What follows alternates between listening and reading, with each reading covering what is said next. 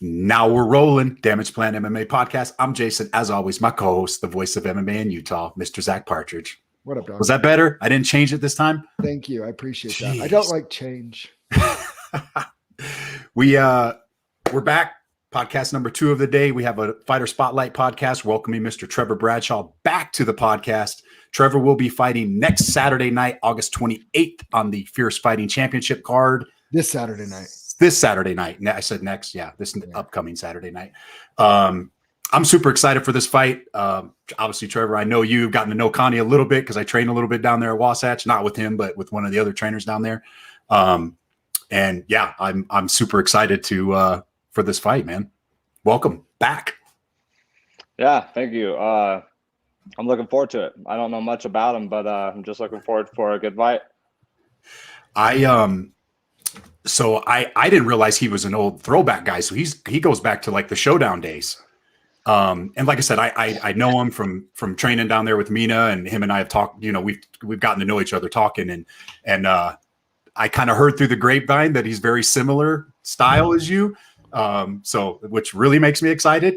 But yeah, anyways. Yeah, sorry, man. I don't know if I have a bad connection, but that I didn't hear any of that. So he just said, right. From what he's heard and from what people understand, is you guys have a similar fight style. You guys both kind of just bite down on your mouthpiece and go. Yeah, he's from Hawaii, bite down the mouthpiece and go. That's what I've heard. I haven't seen him fight, but that's through the grapevine. That's what I've gotten. Sure. Yeah. I mean, we can all respect, two guys to throw down like that. Fortunately, I've got that style that kind of plays into, I guess more sense of a brawler style. I like to think I'm better than that. I've had some bad performances. My last fight definitely had some stuff going on outside of the fight. Wasn't mentally there, and no excuse. Mitch choked me out. It wasn't an ass beating. Nope. The plan is to get back on track, and I'm not going to sit here and talk shit. I'm just going to handle business, and if we meet again, good. I'm a lot better than that last performance, and I worked a lot with my coaches and Clay, and it's been a good experience. And so I'm feeling pretty confident in this camp, and I'm ready to go. So I hear it, and I've heard this from some people that are labeled kind of brawlers too. That it kind of feels like people are discrediting their skill set too. Because one thing that I saw, because I was commentating that and I was cage side, I felt like you did a pretty good job, when it was on its feet, being patient and trying to pick your shots a little bit better too, and showing a little bit more patience. Sure. And I threw a slow, lazy kick, and he swooped my heel. We went over that too. Coach said, if you're gonna throw something, throw it. And I made a mistake, and I made a mistake on the ground. I'm a lot better than that. And like I said, I'm here to tell you that I'm not gonna sit here and tolerate that like he beat my ass or this and that, because it was far from an ass beating. And he told me cage side, like when we're in the cage, that I rocked him. So aside from him saying he came out, flawless, he got the win. Congratulations to Mitch, but I know he felt one of them get through, and maybe we'll meet again. I'd really like to meet him again, and just to show that I could have won that fight, I believe. But yeah, we're moving on, and we're staying active, whether it's bare knuckle, boxing, or MMA. Like if I can do it and I'm healthy to do it, I'm here to fight. I'm here to show that I'm a fighter.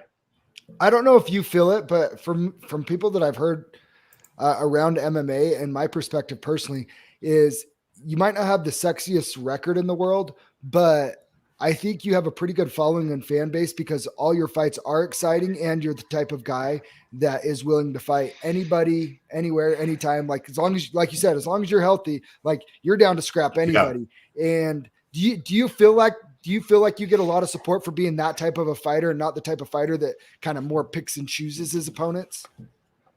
Yeah, I just feel, I'm here to fight. I love fighting.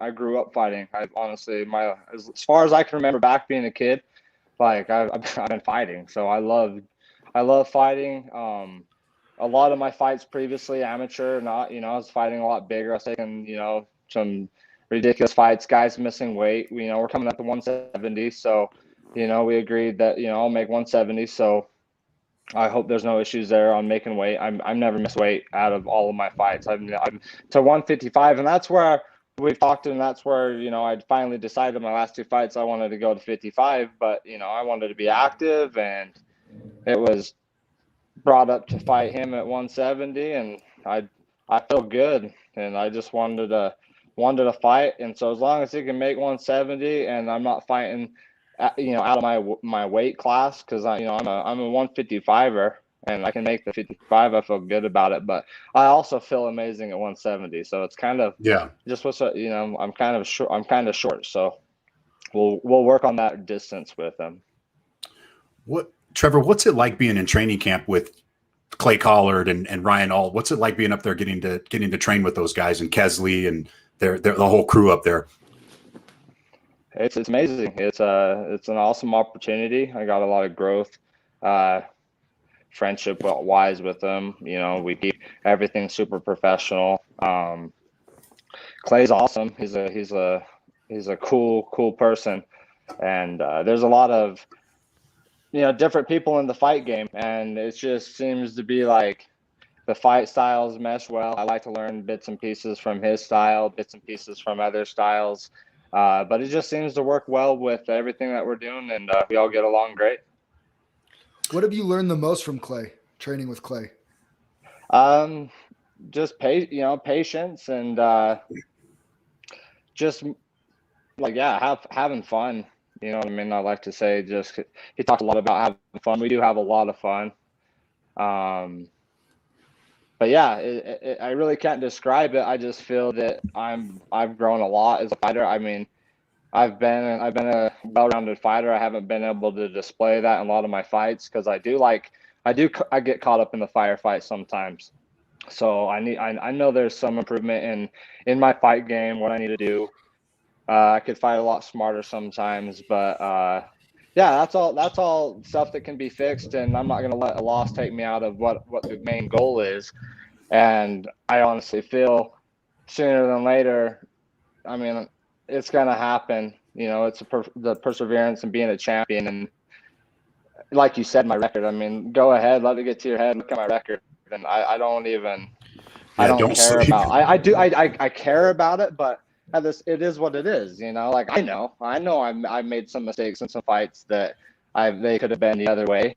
But it is what it is, and we're going forward with it. So as long as I'm healthy, I'm 34 years old.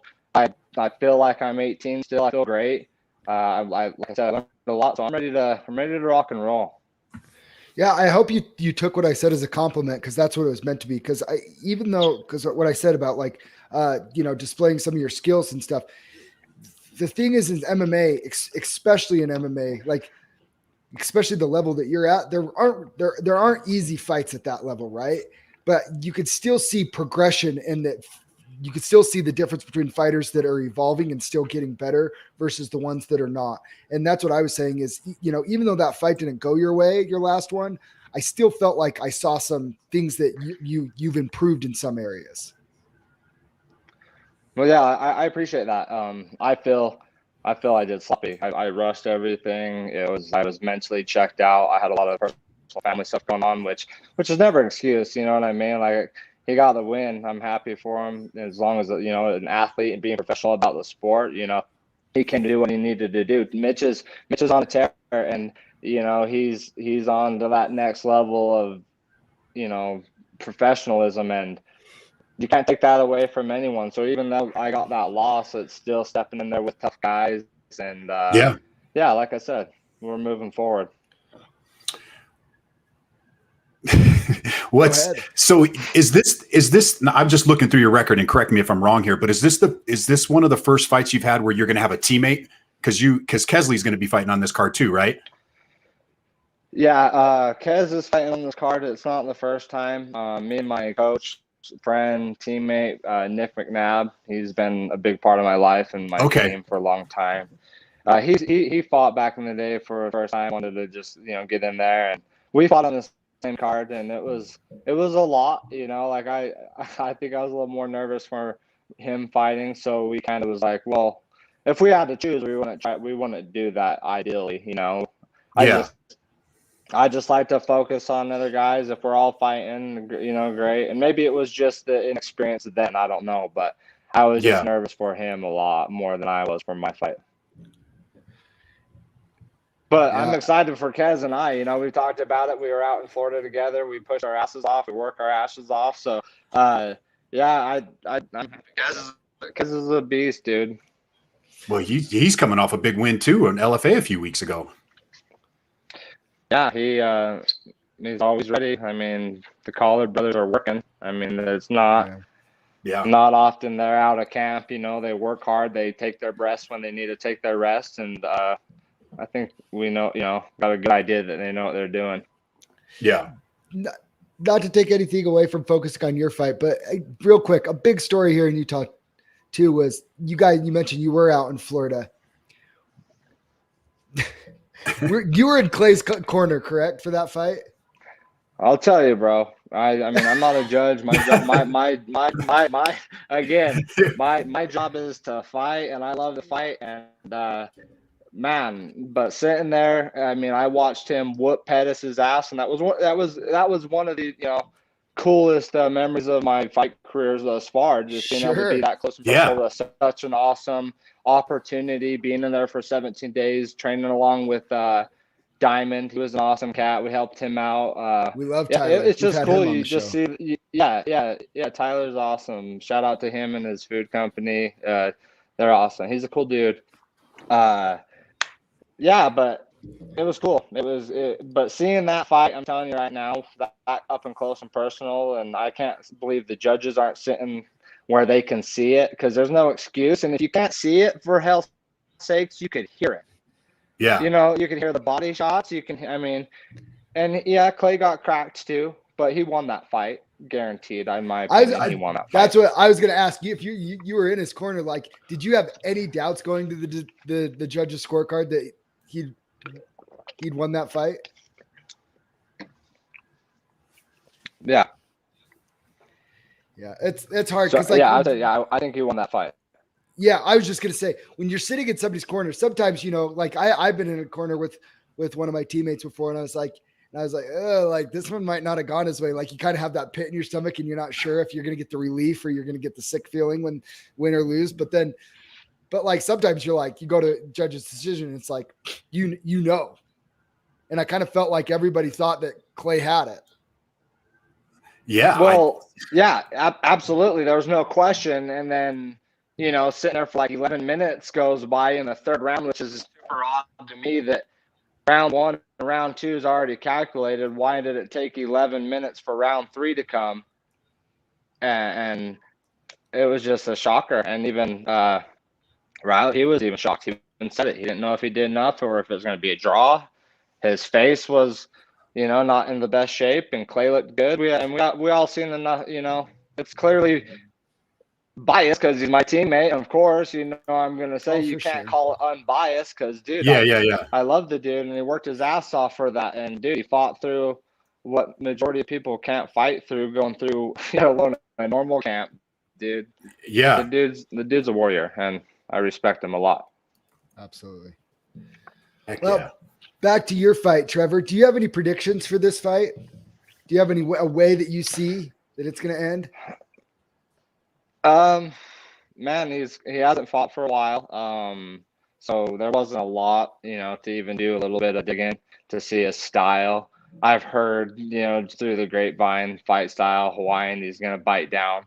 And I kind of expect that with anyone, you know, really, when you've got that fight in you, anyone can fight. But I think, I don't know, I kind of see, you know, I don't know, slower pace. Hopefully I can display a little bit more of my overall mixed martial arts. But if it turns into a fight, you know, I'm always good for a fight. So I'm not going to predict anything. I know I've done a lot to get ready and prepare for this fight. So I don't know much about the guy. I respect anyone that steps in the cage and puts in a fight camp and does what we do. So that's kind of where I'm at with it. Nice. Jason, you have to give your follow-up question then, since Trever didn't answer. So follow-up question, if you don't answer, are you a wrestling fan? You watch wrestling back in the day, WWE, WWF? Not like a super fan active. I did for like, a little part of my elementary life. Like back in the day, I'm sure, but Yeah. So not my question. super into it. So this is one that you can answer. A question you can answer. If you were a wrestler, a Hulk Hogan, Macho Man, Randy Savage, what would be your finishing move this Saturday night?